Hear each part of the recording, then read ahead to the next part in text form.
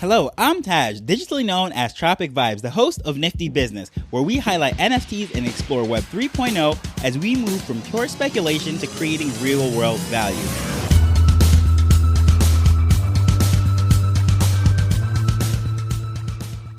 At this point, a lot of people are looking around the NFT market right now, just very frustrated. I see a lot of tweets right now that are going out. People are complaining that these founders have disappeared and all these different things. However, I'm going to address that in a separate episode, just speaking about all these different founders, what they can do to really reassure their holders, the people that have spent their hard-earned money to come into various projects. However, today I'm going to go a little bit more and speak to the holder side of things. And when you're looking around this NFT market, you might be wondering, I really don't want to invest any more money. I've already have a lot of ETH or SOL or WAX, whatever it might be, tied up in a bunch of projects, and I just don't really see this bear market turning around anytime soon, and I don't want to pour any more money in. Well, if that is the case, today I'm just going to give you a tip how you can get some NFTs with infinite ROI, return on investment, and it doesn't matter which projects you're in. It doesn't matter what your budget is. There's a way for you to absolutely just maximize your usage and your time that you've already spent in the space, and just ways that you can just double down and get different things without shedding out any more money. So a lot of the times people want to know what's the next project to mint or buy into. Of course, everyone wants that next best thing, and they're looking for something to go to the moon, as if we were still in last year when literally everything was going up and there was just no missing, right? Well, this is not the case these days, and you have to really just dig through the weeds to see what's going on right now. And believe it or not, most likely the projects that you already have in your bag, there's opportunity to get some return on investment, and many times it is infinite. And when I say infinite, the only way you can get an infinite return on investment is if you get something for free, right? So the number one thing that people are not doing to maximize and utilize this, and trust me, I'm guilty and of quite a few projects that I'm in, is getting into the Discord. If you get into the Discord and verify your wallet, and I know some people might be thinking, no, I don't want to verify because all these scams and different things, and I know that is a legitimate concern. However, anyone that is using Collabland or something that does not require any kind of DM verification, generally speaking, it is pretty safe at this point. Of course, there is no guarantees with anything, but I've never had anything go wrong with connecting with Collabland. And of course, that is over on ETH. And the ones that I've verified with in various ways on Sol, I've never had any issues over there either. But getting into these projects, especially ones that have been established for quite a while, and you know that they have a track record of using whatever it is that they're using to verify in their Discord, just getting in there, verifying, and opening up those holder channels is a one area that I would say a lot of people are not tapping into. And there's multiple ways. They have user giveaways, or I should say holder giveaways, for the people that are in the community actively holding their NFTs. A lot of projects very regularly give away, whether it is a collab with another project, a whitelist spot that might have some sort of free mint or anything of that nature where they're just giving away something. There's prizes, interactions, collaborations, and you can't see that stuff unless you're in there with your wallet verified and you're in one of those locked channels for holders only. Now, the other area, which is very interesting, which I just recently experienced myself, is in these contests and giveaways. Now, the one that I'm really finding a lot of fun in, and this is something that could not even be quantified as far as a dollar value, because fun is fun.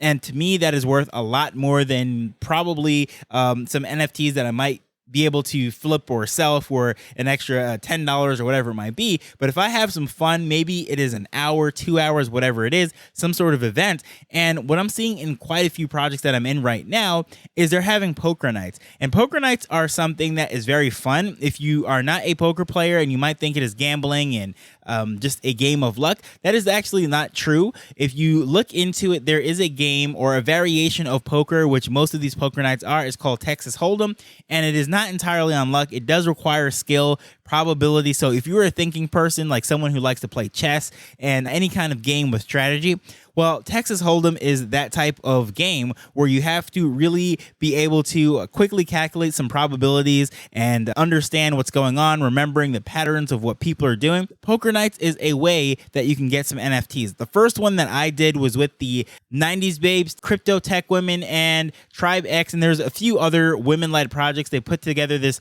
joint community, and out of 34 people, guess what? I did absolutely horrible. I came in 32nd place. So I did not win anything, but my goal of getting into that was because I really wanted to get a Tribe X.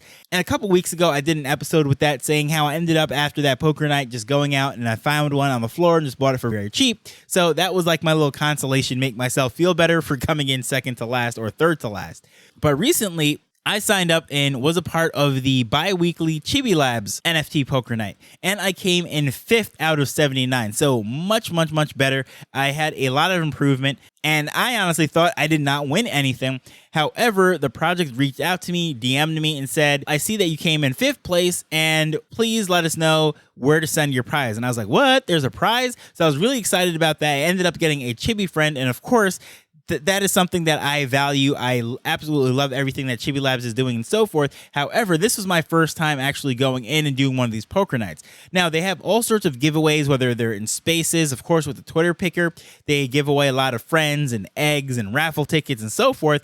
And that is just a great way. But as far as a poker night, I thought it was just really great to beat out 79 people. And by no means am I a poker master. This is actually only the second game of poker that I have played since college, and I graduated college in 2008. So this is a long time away from the game. I used to play a lot of online poker. I had a roommate that was a hardcore poker player, and he got me into the game, taught me how to play Texas Hold'em. Of course, in the dorms, there was always various contests. So going back to this whole NFT space, there is multiple opportunities within the communities, and I know a lot of people during these times are just very frustrated, and they want to extract value from the NFTs that they have, or they want their founders to do something crazy to really push up the floor price. But rather than looking at it that way, why not squeeze out the juice from the fruit? Get the most amount of value that you can possibly get from the NFTs that you already hold. Look into your wallet. Which ones are you not connected to, or you're not engaged with in Discord, or are you not even following their Twitter page? See what's going on. Because if you're just someone who's just solely looking on the floor to have value with this, you're missing out a lot. And trust me, I am guilty for saying this. Not every single NFT project that I'm a part of, that I have them connected and verified in Discord, and I'm actively seeing what's going on. Because some of them I have in separate wallets, hardware wallets, that I just have no intentions of ever connecting. And then there's some that I might have that I really never bought it for that purpose. I just bought it for the art, or speculative play that I just might have bought it just because I saw it was ridiculously cheap, and I was like, yeah, whatever. Somewhere down the line, I can just unload this, because I just know that during this bear market, that if this thing survives, I ended up getting it for like $5-10, which is ridiculous in my point, when a few months ago they were selling for thousands. And I know we might not ever go back to $1,000 for some of these NFTs. The projects might be pretty much going to stay a fraction of what they were during the height of everything last summer or going into the spring of this year. However, if I get an NFT for $10 and I might just like the art, and hey, maybe I don't even want to sell it. But if I do sell it, let's say down the line it is worth a couple $100. Sure, when everything is going crazy again and everything is going up, there's a lot more people coming into the space, there's a lot of attention. Sure, buying it for $10 is cool. However, if I'm not talking about spending any more money, not minting into anything or sweeping a floor or buying anything at a discount, sending out offers, I am strictly looking for the simple point of not trying to spend any more money, just getting into those communities, maximizing what you already have. That is the great way. Now, if you're someone who is not even an NFT holder, you have no horses in this race, and you just want to know how to maximize the value and everything, it is just simple. Just go out there, just hang out with these communities, get to know everybody, and at the end of the day, when it's a right time for you, whether it fits into your budget or not, just knowing that you can get a lot of value out of an NFT community without even holding an NFT.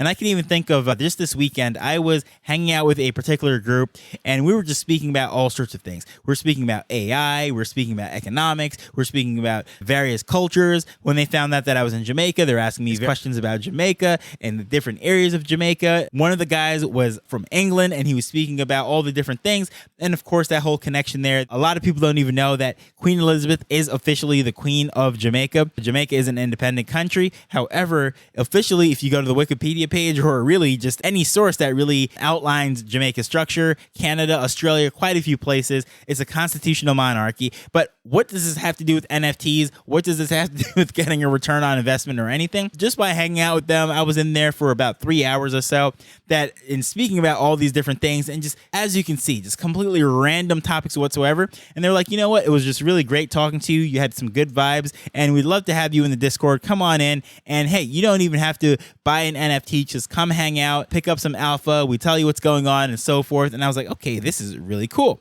So shout out to Antisocial Solana Club.